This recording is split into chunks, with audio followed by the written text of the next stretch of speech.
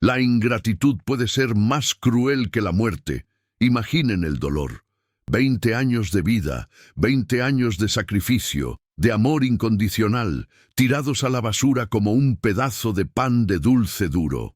Doña Elena, la dulce niñera que dedicó su alma a la acaudalada familia Monterrey en Coyoacán, Ciudad de México, aprendió de la forma más amarga que, para la élite, la lealtad es desechable. La echaron sin corazón, sin mirar atrás, como si fuera un mueble viejo. Pero la justicia divina tiene ojos, y la venganza tiene un rostro. El viento frío que bajaba de los volcanes, viniendo de Toluca y abrazando la vasta Ciudad de México, CDMX, no era tan gélido como el dolor que le desgarraba el pecho a doña Elena. Aquella mañana en Coyoacán, con sus calles de adoquín húmedo y casas coloniales opulentas, parecía conspirar contra su alma. La niñera, una mujer pequeña con la fuerza de un campesino y la delicadeza de quien pasa la vida dando, acababa de ser descartada. 20 años. 20 años dedicados a una familia, la familia Monterrey, y el pago era una caja de cartón vieja y una puerta pesada que se cerraba en su cara. Apretó el rebozo sobre sus hombros, intentando en vano retener el calor de un hogar que nunca fue suyo. Mónica Monterrey, la niña que ella arrulló y que ahora era la elegante patrona, apenas pudo mirarla a los ojos. Cumpliste tu ciclo, Elena. La casa necesita renovación, dijo con la voz pulida y fría, la misma voz que la nana Lenita le enseñó a decir mamá años atrás. La niñera sostenía sus pocos recuerdos, un par de sandalias cómodas, un rosario gastado, la foto de Mónica en su primera comunión. No era la pérdida del empleo lo que la hacía tambalearse en la acera. Era el abandono, la ingratitud, la sensación de haber entregado la juventud y el corazón a una familia que al final la veía solo como un cacharro viejo e innecesario. El dolor era un pozole hirviente, subiendo y quemando su garganta, impidiendo el llanto. Mientras la puerta de madera de caoba, más lustrosa que nunca, resonaba el sonido de un adiós sin vuelta, doña Elena, o Lenita como la llamaban con cariño en su pueblito natal en Oaxaca, le dio la espalda a la mansión. Había sacrificado la posibilidad de construir su propia vida para cuidar de la prole de los Monterrey. Recordaba las navidades en la casa, el aroma de los tamales preparados con tanto esmero, las misas en la parroquia de la colonia, cómo calmaba las pesadillas de Mónica. Ahora, todo eso parecía una broma cruel del destino. Ella era una rosa sin espinas, fácil de ser cortada y tirada, pero aún así cargaba la esencia de la Virgen de Guadalupe en su corazón, amor y paciencia. ¡Qué barbaridad!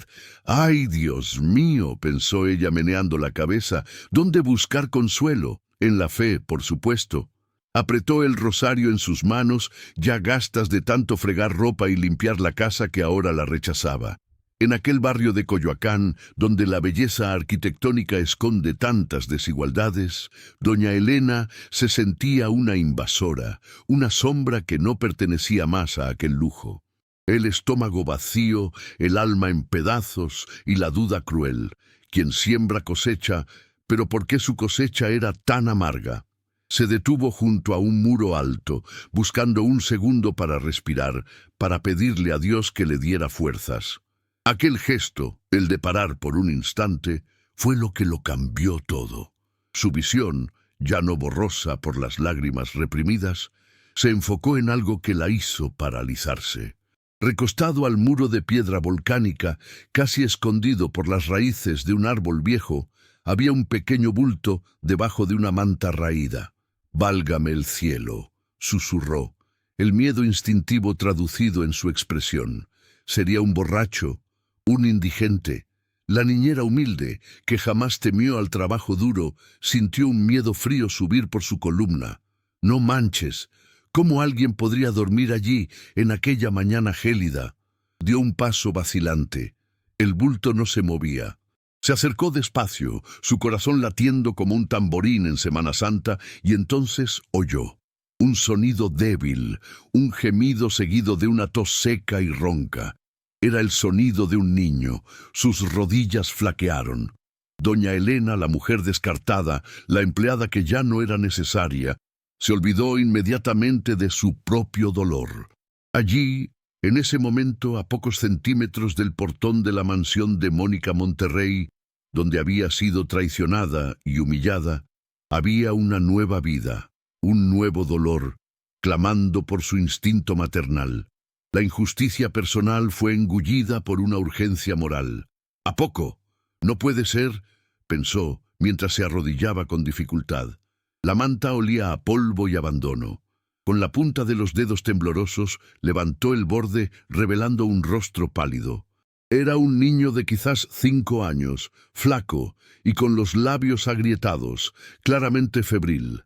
Sus ojos estaban cerrados, la respiración era superficial. Era la imagen perfecta de la vulnerabilidad y el desamparo. La niñera, a quien el destino acababa de castigar con la ingratitud, ahora se veía ante un ángel que había caído en la puerta del infierno y que necesitaba ser rescatado. El peso de la caja en sus manos desapareció, sustituido por el peso abrumador de una vida en riesgo. Aquella escena, la niñera humilde de Oaxaca arrodillada frente a la opulencia de Coyoacán para salvar a un extraño, gritaba en silencio. Era la mano de Dios escribiendo una nueva línea en su vida. La vida que ella pensaba que estaba acabada, la vida de servicio y amor, estaba apenas recomenzando. Y fue entonces que al intentar amparar al niño e intentar despertarlo suavemente, vio que él sostenía algo con una fuerza desesperada. Una foto pequeña, amarillenta, arrugada por el tiempo y el dolor. Esa foto sería la llave, la lanza que rompería la muralla de la mentira y traería la justicia que ella tanto anhelaba. Si estás viendo ahora, suscríbete al canal. Déjanos tu like y cuéntanos en los comentarios de qué país nos acompañas. Doña Elena, o Lenita, vino de un pequeño ejido en Oaxaca, tierra de sol fuerte y tradiciones inmemoriales. Llegó a la CDMX aún jovencita, buscando apenas lo necesario para ayudar a su madrecita y, quién sabe, realizar el sueño de tener una casa sencilla, con un pequeño patio para sembrar frijoles. Sus valores, forjados en el barro y en la fe, eran innegociables. Lealtad, trabajo y, sobre todo, el amor incondicional. Siempre se despertaba antes del sol, hacía su café de olla con canela, rezaba un pequeño rosario delante de la imagen de la Virgen de Guadalupe que cargaba en la maleta, y solo entonces comenzaba el día de faena, preparando las tortillas fresquitas en el comal para la familia que la acogió, o eso pensaba ella. La vida sencilla de Lenita contrastaba brutalmente con la opulencia de los Monterrey. Cuando llegó, Mónica era una bebé mimada, rodeada de lujo, pero carente de afecto real. Lenita le dio lo mejor que tenía, el cariño de una madre. Ella no solo cuidaba, ella enseñaba. Le enseñó a Mónica a respetar a los mayores, aunque la niña ni siempre escuchara. Pasó años seguidos en el mercado municipal, el tianguis, comprando los mejores ingredientes para las comidas, caminando incansablemente como una hormiga que nunca para, siempre pensando en el bienestar de los suyos. Su salario era modesto, pero la gratitud que ella esperaba recibir era infinita. Mónica, la antagonista, creció a la sombra de esa devoción. Heredó la belleza y la fortuna, pero no el alma. Para Mónica, Lenita era un símbolo de un pasado humilde que ella prefería olvidar, un recuerdo vivo de sus raíces más sencillas que ahora la incomodaba. Se casó con un hombre de negocios influyente, Carlos, y la imagen social se convirtió en su divinidad. La casa de Coyoacán era un altar de apariencias, y la presencia de una niñera anciana de origen indígena que no entendía de aplicaciones de celular era, para Mónica, una mancha en su cuadro de perfección. La ingratitud de Mónica no nació de una pelea, sino de la indiferencia cruel del privilegio.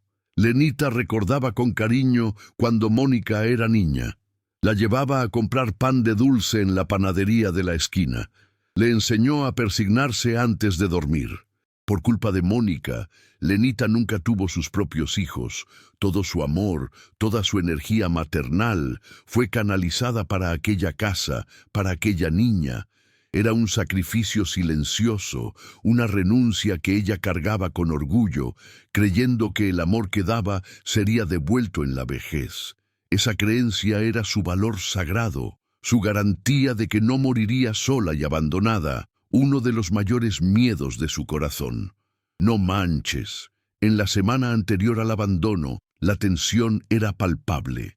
Mónica había contratado una niñera más joven, una chamaca que apenas saludaba a Lenita, con la excusa de que los nietos, los hijos de Mónica, necesitaban clases de inglés y programación. Lenita, resignada, pero con el corazón apretado, apenas aumentó el ritmo de sus oraciones. Doblaba la ropa de los niños que vio nacer, guardaba sus juguetes y lloraba en silencio en el pequeño cuartito del fondo, donde la humedad y el olor a frijoles cocidos eran su único consuelo. Rezaba a Nuestra Señora de Fátima y a la Virgen de Guadalupe pidiendo apenas que Mónica fuese feliz, aunque eso costase su propia felicidad. Los nietos de Mónica, que Lenita también cuidó con esmero, eran los únicos que aún la abrazaban de verdad. El mayor, Miguel, siempre le pedía que le contara historias sobre el ejido y sobre el Día de Muertos, sobre las flores de cempasúchil y los espíritus que visitan el hogar. Él era la única razón por la cual ella aún sonreía. Pero Mónica comenzó a alejar a los hijos de Lenita, alegando que la niñera anciana les enseñaba supersticiones. La ofensa era triple, a su amor, a su fe y a su cultura. Poco a poco, Lenita se volvió invisible, apenas un fantasma silencioso, moviéndose entre los candelabros de cristal y los pisos de mármol frío de aquella mansión. La rutina de Lenita era la personificación del sacrificio por los hijos. Usaba el mismo par de zapatos hacía 5 años, nunca pedía un aumento y enviaba la mayor parte del dinero para su pueblo, para ayudar a mantener la parroquia de su santo patrón, San Juan. No tenía ambiciones materiales, apenas la necesidad de sentirse útil y amada. Por el amor de Dios, pensaba, no era mucho pedir un poco de decencia. No quería la casa, no quería el dinero de Mónica. Quería apenas el reconocimiento y la sensación de que su sacrificio no había sido en vano. Ese deseo central era la única cosa que la mantenía de pie. Órale, el contraste entre la vida de Lenita y la de Mónica era el contraste entre la fe y la futilidad. Mientras Lenita se arrodillaba para rezar el rosario, Mónica estaba preocupada con el color de su nuevo coche y con las fiestas en la elegante Polanco. Para Mónica, la vida era una vitrina. Para Lenita, era una prueba de fe. La antagonista representaba la ingratitud de los hijos que olvidan las raíces y las manos que los alimentaron. Ella era el miedo principal de todas las abuelas latinoamericanas, materializado en carne, hueso y joyas caras. No entendía que la casa de Coyoacán era sustentada más por el amor de Lenita que por la fortuna de los Monterrey. El día de la expulsión fue marcado por el olor a churros en la calle y por el sol que, a pesar del frío, se obstinaba en brillar. Lenita había hecho un último desayuno especial: champurrado y pan de dulce de piña, los favoritos de Mónica en la infancia. Mónica, apresurada y fría, apenas tocó la comida. Entregó un sobre sellado y la caja de cartón, todo hecho de forma rápida y utilitarista, como si estuviera cerrando un contrato. No hubo abrazo, no hubo lágrimas, apenas un «Gracias, Lenita, ahora tengo que irme». Aquel desinterés fue más doloroso que si Mónica la hubiese agredido. Lenita aceptó la caja y el sobre, el silencio siendo su única respuesta. ¿Qué podría decir? Rompería la dignidad que ella tanto apreciaba. Era una mujer humilde, pero no una mendiga. No suplicaría por un afecto que se había secado. Su rostro, marcado por las arrugas de la sabiduría, no demostró la tempestad que se formaba en su pecho. La niñera cogió su caja, su rebozo y su rosario, y salió por la puerta, sintiéndose la propia imagen del abandono familiar. Caminó por la acera con la cabeza erguida, pero el corazón en pedazos, rumbo a lo desconocido de la vasta CDMX. El abandono de ella fue planeado por Mónica para ser definitivo y silencioso. Ella esperaba que Lenita simplemente desapareciera, regresara a su ejido y no fuese más un recordatorio. Mónica quería limpiar su vida de cualquier vestigio de sencillez. No imaginaba que el destino la aguardaba a pocos metros de su propio portón, en la forma de un niño abandonado. Mónica estaba a punto de cosechar la tempestad sembrada en su propia ingratitud, y el instrumento de esa cosecha sería la mujer que acababa de expulsar. La vida da vueltas, y la vuelta de Lenita sería la más inesperada y justa de todas. El sonido del llanto atragantado de Lenita se mezcló al sonido distante de una campana de iglesia, quizás de la Catedral Metropolitana en el Zócalo, recordándole la promesa de Dios de que el mal jamás triunfará para siempre. Estaba lista para aceptar el desamparo, para recomenzar en su soledad, cuando sus ojos encontraron el pequeño bulto debajo de la manta. El dolor de Lenita fue inmediatamente silenciado por el dolor más urgente del niño.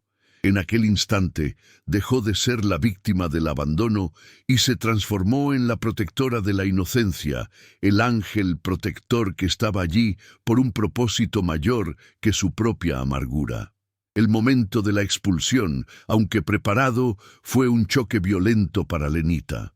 Estaba parada allí, a la sombra del portón imponente, sintiendo el peso de la traición aplastarla. Mónica no solo la dispensó, la borró. Lo que más dolía era la frialdad profesional. Lenita no era solo una empleada, era la memoria afectiva de aquella casa. La única persona que se acordaba de cómo al abuelo de Mónica le gustaba el mole con un toque extra de picante.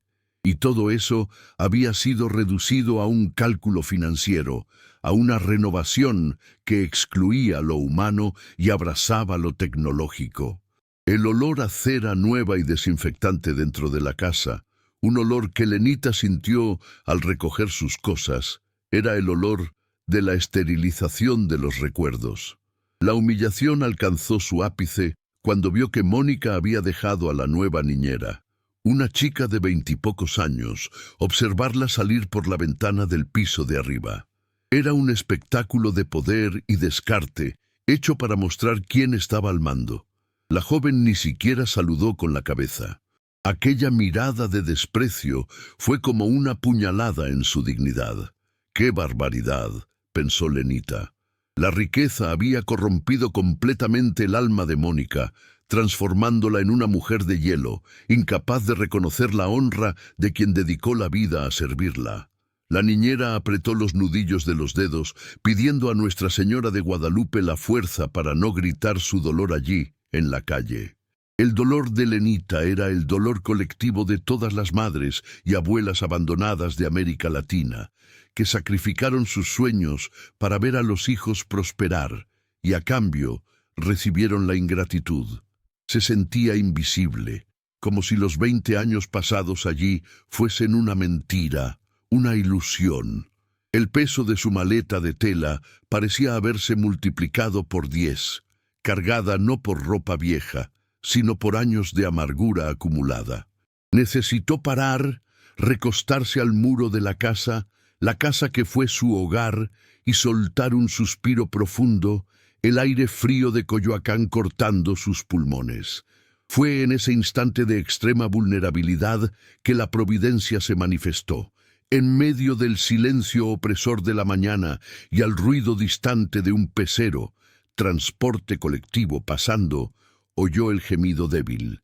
El sonido era tan sutil que si estuviese caminando apresuradamente, jamás lo habría notado. Pero el dolor la había forzado a parar, a buscar refugio en la única pared que conocía, la del portón de la mansión. El destino, o la justicia, la obligó a presenciar una injusticia aún mayor que la suya, un sufrimiento inocente, plantado allí, delante de sus ojos. La manta raída bajo la cual estaba el niño parecía haber sido tirada allí a propósito, en un acto desesperado de abandono.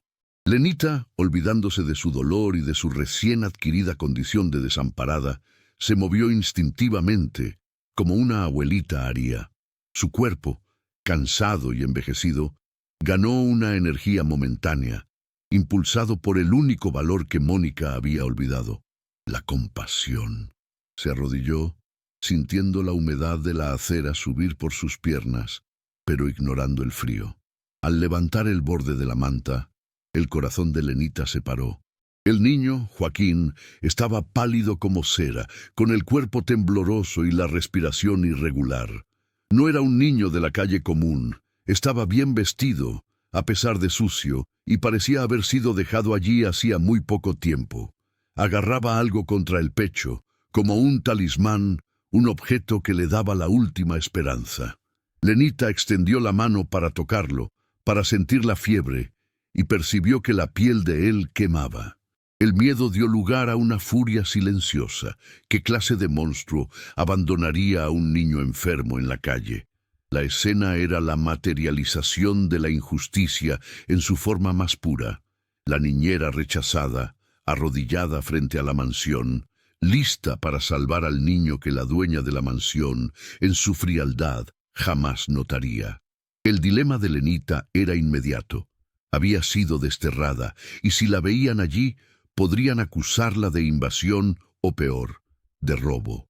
«Con el favor de Dios», susurró, invocando la expresión latina de esperanza. No podía dejarlo allí, a merced del frío y de la indiferencia de Coyoacán. Su instinto maternal, que Mónica había explotado por 20 años, ahora servía a un propósito más noble y urgente. Mientras intentaba suavemente despertar al niño, percibió que él agarraba un pequeño objeto con la fuerza de un náufrago. Era la foto. La jaló con cuidado.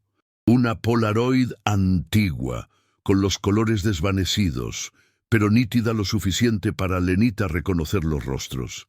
En el frente, una Mónica adolescente, de pelo largo y sonrisa nerviosa, sosteniendo un bebé recién nacido en el regazo. Y en el fondo, un borrón, pero inconfundible, el pequeño armario de toallas del baño de servicio de la mansión. Su corazón comenzó a latir más rápido, pero lo que realmente la hizo parar de respirar fue la caligrafía en el dorso. Las palabras, escritas con la prisa y la inseguridad de una joven, eran: «Mi secreto, nunca lo olvides, M». El suelo tembló bajo los pies de Lenita, no por la ciudad, sino por la revelación. No puede ser. El niño que tenía en los brazos, pálido y febril, no era un extraño. Era la prueba física de un pasado escondido, un fantasma que Mónica había intentado enterrar. El abandono de Lenita ya no era un acto aislado de ingratitud. Era parte de una cadena de mentiras y rechazos, siendo este niño la víctima más inocente y cruel. La niñera, a quien Mónica consideraba estúpida y obsoleta, en aquel instante se convirtió en la detentora de un poder que podría destruir el mundo de perfección de la patrona. Miró del rostro febril de Joaquín a la foto, después al portón impenetrable. La semejanza del niño con la hija mayor de Mónica, Catalina, era innegable. La telaraña de la ingratitud se revelaba mayor y más sombría de lo que ella imaginaba. Mónica no solo la abandonó al propio hijo para proteger su posición social en Coyoacán. El desprecio de Lenita dio lugar a una revuelta moral avasalladora. El plan de Mónica había sido perfecto: librarse de Lenita, librarse del pasado y mantener su vida de lujo y mentiras. Pero el plan había fallado. El abandono de Lenita se cruzó con el abandono de Joaquín, y la niñera, la mujer sencilla, se convirtió en el ángel protector inesperado del niño y, inadvertidamente, la ejecutora de la justicia divina.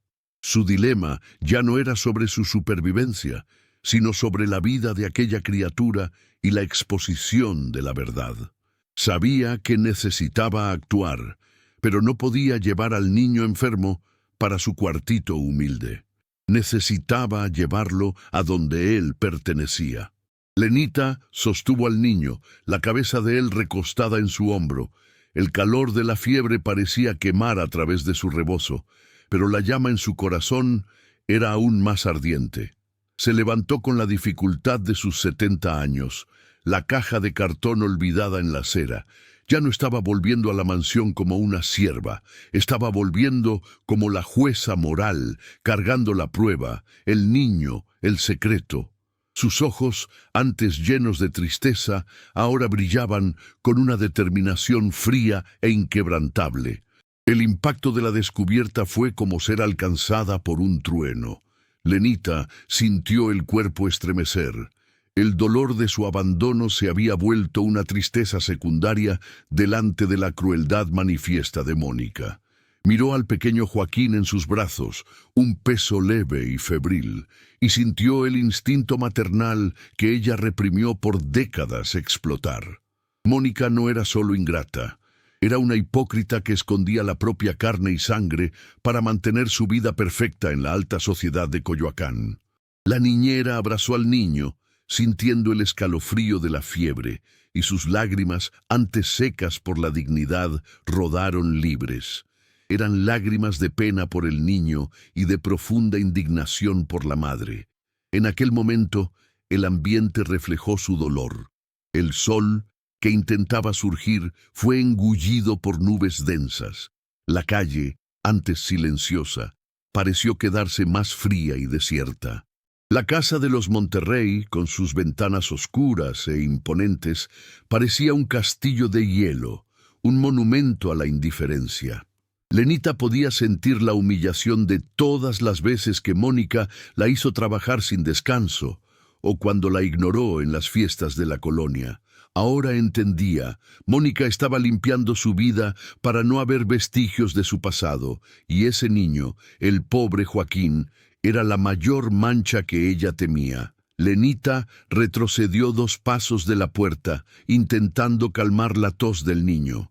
Se sentó en la acera, apoyándolo suavemente, y comenzó a examinarlo con el cuidado de una madre. El niño estaba débil y deshidratado, y necesitaba cuidados urgentes. Si Lenita lo llevase de allí, para su pensión sencilla en la periferia, lo habría rescatado, pero no habría hecho la justicia necesaria. Ella necesitaba que Mónica viese, que Mónica supiese que su secreto estaba expuesto. Dios ve todo, y él había puesto la prueba en las manos más leales. El rosario que Lenita apretaba en los dedos parecía vibrar con la fuerza de la verdad. Se acordó de las muchas veces en que Mónica hablaba sobre caridad, sobre ayudar a los pobres de la ciudad, mientras Lenita, la empleada humilde, preparaba el atole para los niños de la calle que venían a la puerta. La hipocresía la hizo sentir náuseas. Tocó el rostro del niño y él gimió, agarrándose más a la foto.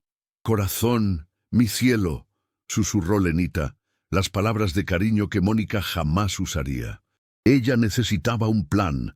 El miedo de ser vista allí, con la criatura y la foto, era real. Si fuese cogida, Mónica diría que Lenita estaba intentando chantajearla o hasta mismo robar al niño. La niñera se levantó con una nueva determinación.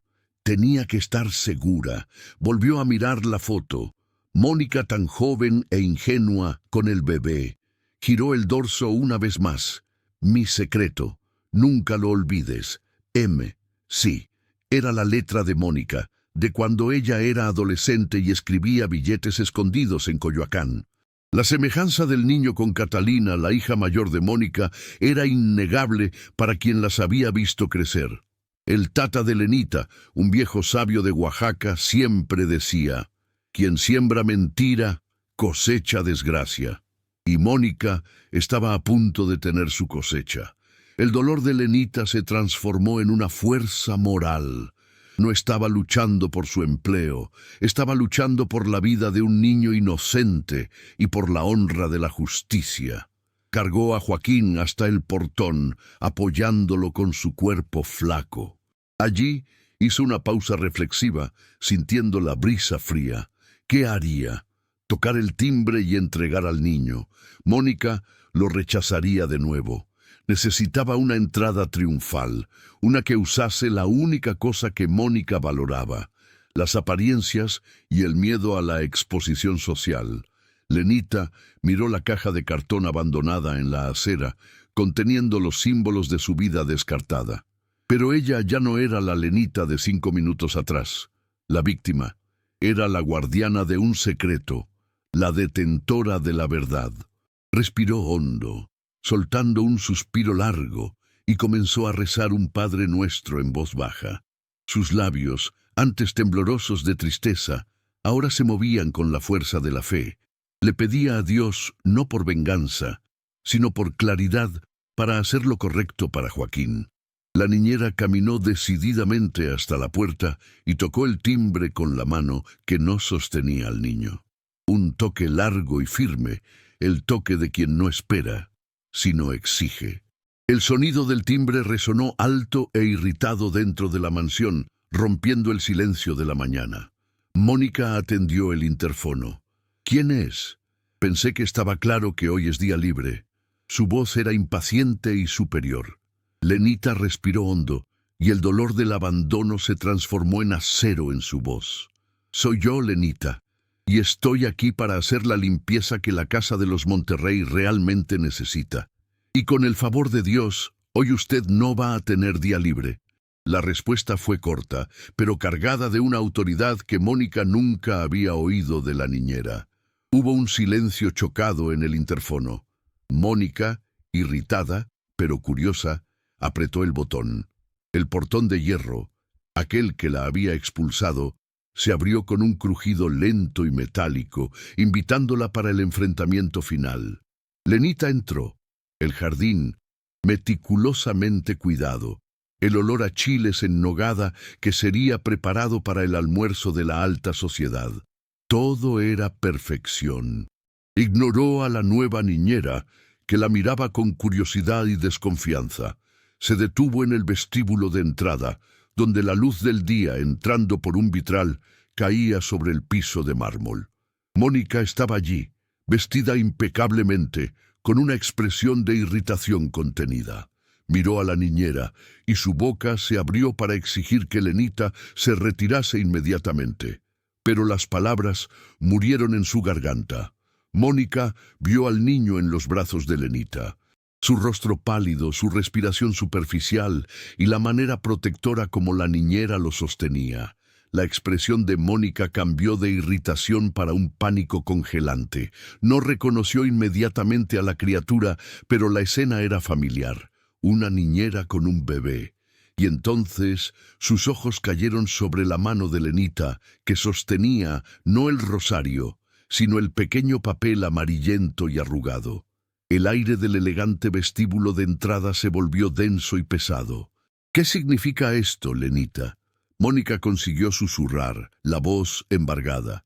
Su pánico era visible, pero intentaba mantener el control, la máscara social.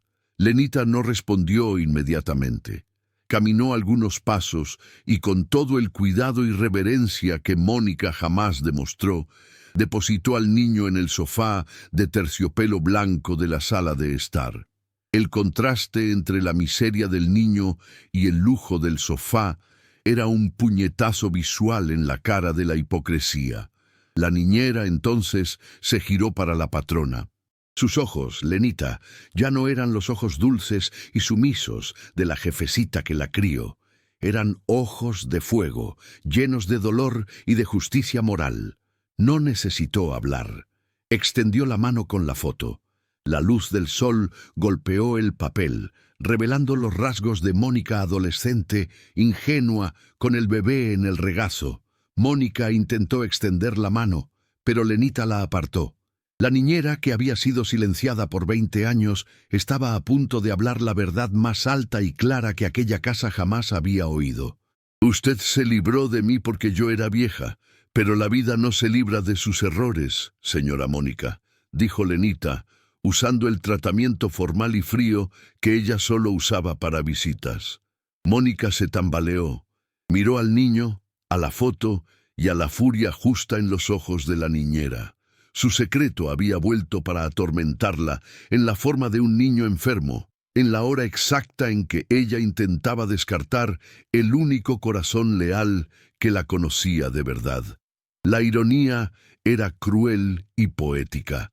El impacto fue total. Mónica vio el castillo de naipes de su vida desmoronarse.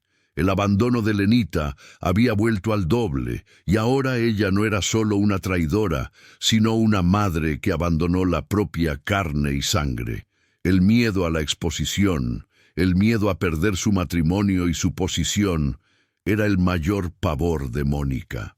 La mujer sencilla de Oaxaca se había convertido en un instante en la guardiana de su mayor vergüenza y su única salvación. Pues Mónica sabía que necesitaba el silencio de Lenita más de lo que jamás necesitó de su servicio. Si esta historia está tocando tu corazón, no olvides suscribirte y activar la campanita para no perderte ninguna historia de justicia y redención. Mónica estaba paralizada. Sus ojos iban del niño febril en el sofá, que tosía débilmente, a la foto borrosa en las manos firmes de Lenita. El silencio en el vestíbulo era ensordecedor, roto apenas por la respiración difícil de Joaquín. Lenita, consciente del poder que la verdad le daba, bajó la mano, pero no soltó la foto. Era su as, el símbolo de la inocencia traicionada y de la hipocresía expuesta. Mónica intentaba hablar, pero las palabras no venían. La máscara de elegancia se había roto, revelando el pánico y la culpa. Lenita aprovechó el momento de debilidad. Sabía que la verdad sola no bastaba. Mónica necesitaba ser forzada a ver la dimensión de la ingratitud. La niñera apuntó al niño, que estaba encogido y abrazando un osito de peluche sucio. Este niño, señora Mónica, no es un mendigo. Fue abandonado aquí, en su puerta, está enfermo. Y si usted tuviera un mínimo de corazón, o si al menos lo hubiera mirado, habría visto el parecido con su hija, Catalina. La niñera no usó la palabra hijo. La insinuación era más cruel, más cortante. La mirada de Mónica se fijó en el niño. La semejanza era, de hecho, chocante. El mismo formato de nariz, el mismo tono de pelo oscuro. La memoria golpeó a Mónica con la fuerza de un huracán. La juventud, el error, la vergüenza, la decisión apresurada de dar al bebé para ser criado por una familia humilde en el interior de Veracruz para proteger la honra de la familia Monterrey. Ella creía que había enterrado ese secreto bajo las paredes de mármol de la mansión en Coyoacán. Pero el secreto había vuelto, enfermo y al borde de la muerte, exactamente cuando ella dispensaba el último lazo con su pasado. Lenita dio un paso adelante, haciendo el sonido de sus chanclas humildes resonar en el mármol caro. No gritaba, pero su voz era una sentencia. «Esa foto, mija», dijo, volviendo al tratamiento cariñoso de la infancia, pero ahora con un tono de profunda decepción. «La encontré en sus manos. Mi secreto. Nunca lo olvides. M. ¡Qué barbaridad! Usted no solo se libró de mí porque yo era vieja, sino que se libró del propio hijo por miedo a lo que dirían sus amigas de Polanco». La niñera reveló, sin saber, un acto de amor desesperado de quien cuidaba de Joaquín. La familia adoptiva, al ver al niño tan enfermo y sin recursos para tratarlo, había hecho una última peregrinación, llevádolo hasta la puerta de la madre biológica, con la esperanza de que el lujo y la riqueza pudieran salvarlo. Dejaron al niño y la prueba, la foto, el único objeto que ligaba a Joaquín a su verdadera origen. Era un pedido de socorro mudo, un acto de justicia poética. Lenita, con su sabiduría de vida, percibió que aquel niño había sido depositado allí como un cheque moral a ser cobrado. Y fue entonces que el miedo de Mónica superó su rabia. No temía la muerte del niño, temía el escándalo. Estaba a punto de recibir un grupo de empresarios influyentes para discutir la expansión de sus negocios en Monterrey. Si su marido Carlos supiera del hijo ilegítimo, si la alta sociedad supiera que ella era una madre que abandonó a su propia criatura para mantener la fachada, todo se desmoronaría.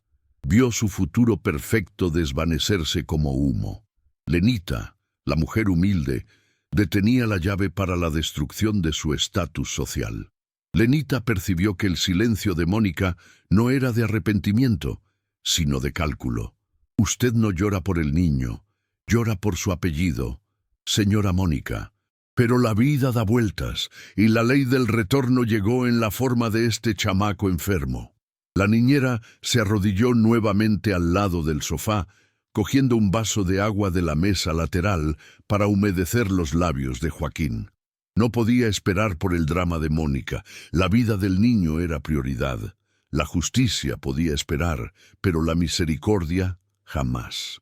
La niñera, a quien Mónica consideraba una ignorante, no solo desveló el secreto, sino que también reveló la verdadera riqueza de aquella casa, que no estaba en sus bienes, sino en la capacidad de amar y ser leal. Lenita, sola, sin dinero y sin familia cerca, se había convertido en el ángel protector inesperado, colocada allí por Dios en el momento exacto, no para ser vengada, sino para ser el instrumento de redención y justicia para un niño inocente. La esperanza se reencendió. La niñera no necesitaría luchar por sí, sino por la vida del niño, y Mónica sería forzada a participar de esa lucha. El pánico de Mónica se transformó en una rabia silenciosa, fría y controlada, la rabia de quien fue acorralado. Miró a Lenita, intentando intimidarla con el peso de su fortuna. «¡Estás loca, Elena! Esto es una invención, un intento de chantaje por haber perdido el empleo. Sal inmediatamente o llamo a la policía y diré que intentaste secuestrar a un niño». La voz de Mónica era un susurro venenoso, pero Lenita, con Joaquín en los brazos, no se movió. La niñera había cruzado la línea del miedo.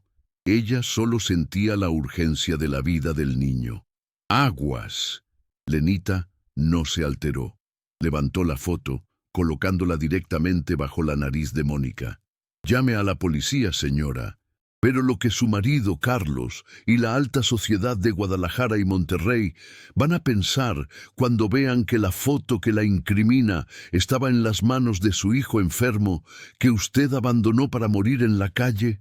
Y más, ¿quién va a cuidar de este niño que está con la fiebre subiendo? ¿Su nueva niñera que solo sabe de aplicaciones, o la mujer que la crió y que conoce el olor del miedo en la piel de un niño? La pregunta golpeó a Mónica como un rayo. La escalada de tensión era palpable. Mónica intentó arrancar la foto, pero Lenita la sostuvo con firmeza sorprendente.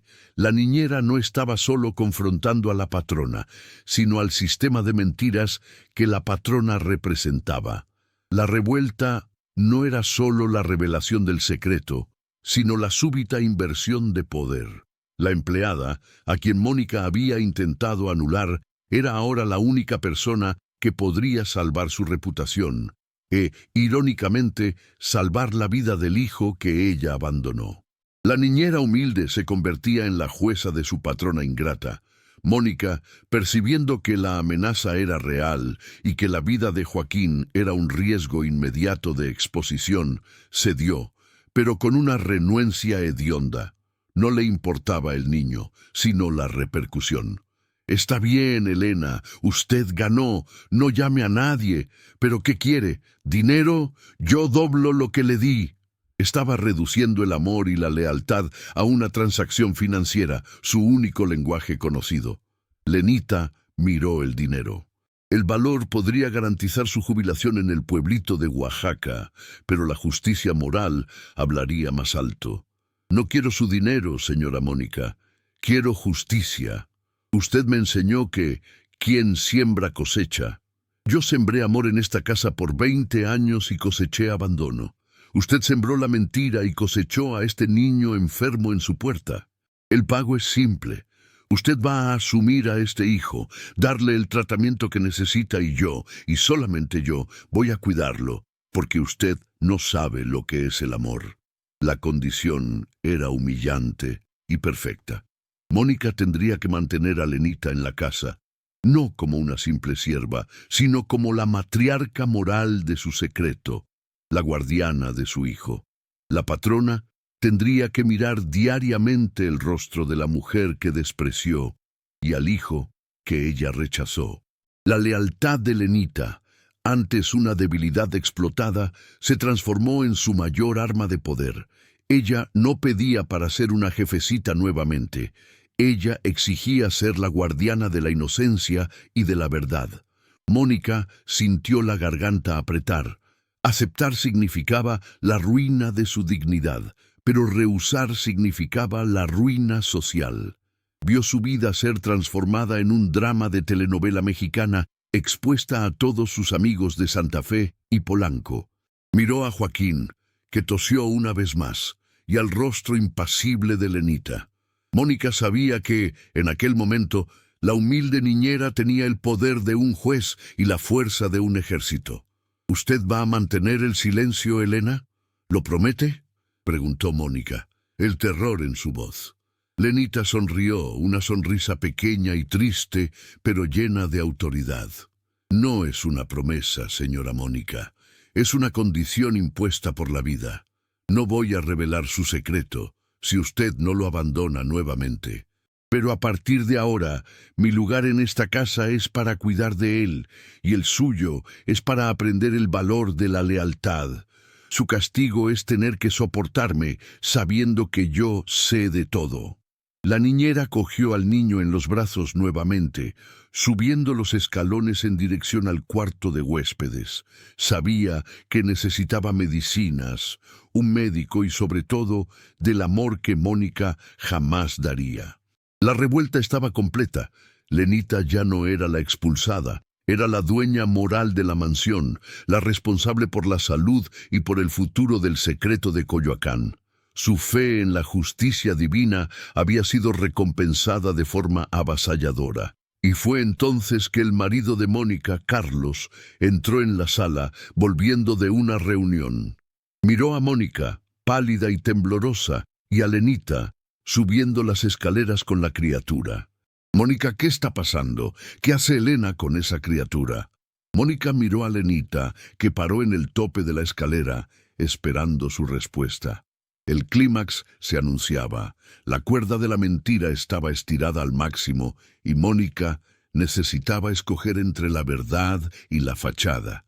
La niñera miró a Mónica, con un brillo en los ojos que decía, «Su turno». Mónica respiró hondo, tragando toda su vanidad. No podía arriesgar. No podía perder al marido y la fortuna. Fue forzada a dar la primera explicación. «Carlos, mi vida», ella comenzó, la voz forzada. Esta es Lenita». Ella volvió, «y esta es una criatura de una familia amiga que necesita cuidados urgentes. Le pedí que nos ayudara. Con el favor de Dios, ella va a salvar al niño». El sacrificio de Mónica era visible. Fue obligada a implorar por el retorno de la mujer que había despreciado. La humillación de Mónica era el triunfo de la ternura. Lenita, en el tope de la escalera, no necesitó de un podio. El simple acto de Mónica implorar su retorno y justificar su presencia era la venganza moral perfecta. El objeto llave, la foto, permanecía seguro en el bolsillo de su delantal, la garantía de que la patrona jamás osaría abandonarla o al niño nuevamente. La niñera había garantizado la supervivencia de Joaquín y la suya propia dignidad. La escena era de tensión máxima. Carlos, el marido de Mónica, miraba confuso a la esposa pálida y a la niñera en lo alto de la escalera, sosteniendo a la criatura enferma. Lenita sabía que aquel era el momento decisivo, el ápice de la justicia. No necesitaba gritar la verdad. Mónica ya estaba acorralada por la propia mentira. El silencio de Mónica, al intentar inventar una historia sobre una familia amiga y cuidados urgentes, era la confesión más humillante de todas. Fue forzada a dar crédito a la mujer que acababa de despedir, porque su vida social dependía de eso. La niñera bajó las escaleras lentamente, el niño apoyado en su hombro con la dignidad de una reina. Lenita se detuvo al lado de Mónica, que temblaba de pánico e impotencia. Se dirigió a Carlos con una voz calma y respetuosa, pero firme. «Sí, señor Carlos, la señora Mónica tuvo la bondad de llamarme de vuelta. Con el favor de Dios, este pequeño Joaquín se pondrá bien aquí. Voy a cuidarlo en el antiguo cuarto de huéspedes, si usted me lo permite». La niñera estaba sutilmente asumiendo el comando, usando la presencia del marido para consolidar su nuevo estatus de protectora y ya no más de sierva. Carlos, viendo la urgencia y la fiebre del niño y la extraña sumisión de la esposa, apenas asintió, confuso, pero aliviado por no tener que lidiar con el problema. La victoria de Lenita no era por dinero, sino por principios. Había garantizado la vida de Joaquín y forzado a la ingrata Mónica a reconocer el valor de su servicio y, más importante, el valor de la criatura. Miró a Mónica y sus ojos, antes llenos de súplica, ahora estaban llenos de un terror silencioso. La niñera entregó a Mónica la única condición verbal. «Voy a llevar al niño al médico ahora. Usted va a llamar al doctor Javier, nuestro médico de familia, y decir que lo necesita urgente. Y el cuarto de huéspedes debe ser preparado. Ni un minuto menos». El tono era imperativo, el de quien da una orden. Mónica, la elegante patrona de Coyoacán, fue reducida a una mera ejecutora de órdenes de la niñera que ella había intentado despreciar. Tuvo que llamar al médico, con la niñera supervisando cada palabra, garantizando que el tratamiento de Joaquín fuese prioritario. El contraste era la más pura justicia poética. La mujer que se sentía invisible socialmente estaba ahora rigiendo la vida de la alta sociedad. El miedo de que Lenita revelase el secreto era el ancla que la sujetaba, forzándola a la humildad y, por primera vez en años, a la caridad real, y no solo de fachada. Mientras Lenita subía las escaleras con Joaquín, Mónica miró la caja de cartón abandonada en la acera, el símbolo de la dimisión frustrada. La revuelta era completa. La niñera no necesitó salir. Había regresado para salvar una vida y exponer una mentira, convirtiéndose en el ángel protector inesperado de su propia verdugo. El dolor del abandono de Lenita se había transformado en el combustible para su propia redención y para la salvación del niño. El destino, o Dios, había escogido el corazón más puro para traer la luz a la oscuridad de aquella mansión. La niñera llevó al niño para el cuarto y lo acostó en la cama suave, que contrastaba con la miseria de la acera. Sacó la foto del delantal, besó el dorso y la colocó debajo de la almohada de Joaquín. Aquel pequeño pedazo de papel era ahora más valioso de que todos los bienes de la familia Monterrey, pues contenía la verdad y la promesa de una nueva vida. Lenita comenzó a rezar un rosario, pidiendo a la Virgen de Guadalupe por la salud del niño y por la fuerza para mantener la dignidad delante de la crueldad de Mónica. El enfrentamiento había terminado con la victoria moral de la humildad sobre la arrogancia. Lenita había conseguido lo que quería, no dinero, sino la validación de su sacrificio y la certeza de que la lealtad y el amor son, al final, las únicas monedas que realmente valen. Mónica quedaría aprisionada en su propia casa, forzada a convivir con el hijo que rechazó y con la niñera que la había desenmascarado. El público, que sentía la indignación por la niñera, ahora podía sentir la inmensa satisfacción. El villano había sido castigado, no con prisión, sino con la tortura lenta de la verdad y de la humillación, el castigo más temido por quien vive de apariencias. El desenlace estaba cerca, y la esperanza de un futuro más justo y amoroso para Joaquín y para Lenita era clara. Los días siguientes fueron la materialización de la justicia poética.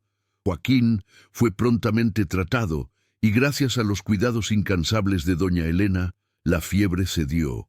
La mansión en Coyoacán se transformó sutilmente. Mónica cumplía bajo la mirada vigilante de Lenita todas las obligaciones para con el niño, garantizando los mejores tratamientos médicos. Hacía eso no por amor, sino por miedo a la exposición y a la ruina social. No obstante, la convivencia forzada con el hijo y la niñera, ambos símbolos de su mayor fallo, comenzó a corroer el muro de indiferencia en su corazón. Doña Elena, ahora la matriarca moral de la casa, cuidaba de Joaquín con todo el amor que había guardado por décadas. Le preparaba atole y pan de dulce, contaba historias de Oaxaca, y veía la vida florecer nuevamente en los ojos del niño. Mónica la observaba de lejos, presenciando la pureza del amor que ella intentó descartar. La niñera humilde encontró no solo su lugar de vuelta, sino también la paz y la prosperidad emocional. La lealtad había sido recompensada con la oportunidad de amar y ser amada por un corazón que realmente la necesitaba. El castigo de Mónica era tener que vivir sabiendo que la niñera sencilla detenía su mayor secreto, y que la única manera de protegerse era garantizar la felicidad de Lenita y del niño. Lenita nunca más necesitó implorar por respeto, lo exigía con el silencio y la dignidad. El abandono de Mónica la había llevado a la redención, y la niñera, que salió de casa sintiéndose la propia imagen del desamparo, terminó sus días amada, respetada y con la certeza de que la justicia divina opera en los detalles más sorprendentes. La historia de doña Elena y Joaquín sirve de enseñanza. La verdadera riqueza de una persona no está en la cuenta bancaria o en las paredes de una mansión de Coyoacán, sino en la lealtad y en el amor que ella ofrece incondicionalmente. El abandono siempre genera una deuda moral, y la vida a veces se encarga de cobrar esa deuda de quien vive de apariencias, usando el corazón más puro como instrumento de justicia. Recuerde siempre, honre a su padre y a su madre, y Dios nunca abandonará a sus hijos más fieles. Si usted valora a sus padres y cree que la justicia divina siempre prevalece, deje su comentario y comparta este mensaje con su familia.